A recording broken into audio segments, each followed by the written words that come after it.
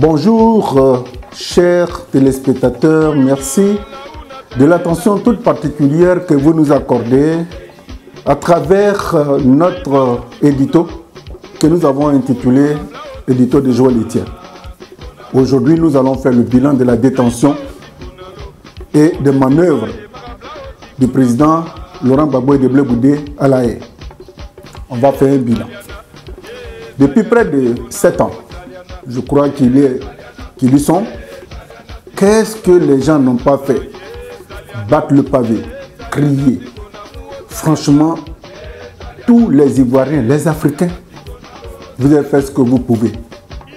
Mais Laurent Gbagbo et Blé Goudé sont toujours à La Haye. Nous allons nous servir d'un constat que Charles Onana a fait. Vous tous, vous connaissez Charles Onana. C'est un grand écrivain qui suit le déroulement du procès à la lettre comme nous autres. Il a fait un constat qui est passé, je crois, inaperçu. Et comme c'était écrit, nous venons vous le rendre à travers cet édito.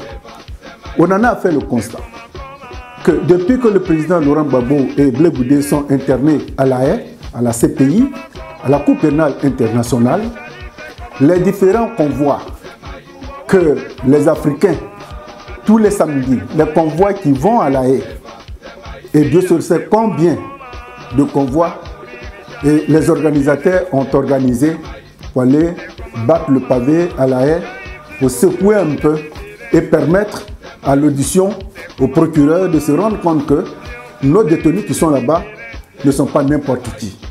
Depuis 7 ans, le résultat il est négatif. Voilà ce qu'Onana propose.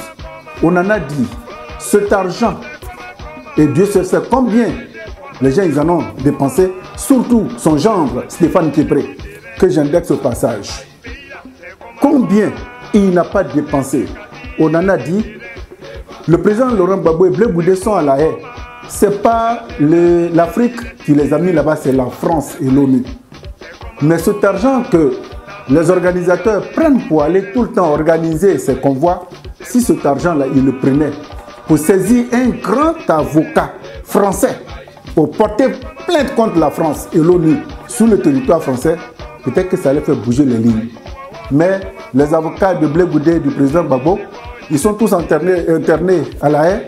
Bon, c'est toujours le même blablabla, on ne sait pas quand est-ce. Effectivement, nous nous joignons à M. Onana pour dire désormais, il faudrait que tous les organisateurs changent complètement leur fusil d'épaule. Prendre un avocat sur place à Paris pour remuer les lignes, nous croyons que ça apporterait beaucoup de fruits. Et puis, il ne faudrait pas que le président Gbagbo soit un fonds de commerce pour certains organisateurs. Nous ne voudrons pas citer de nom.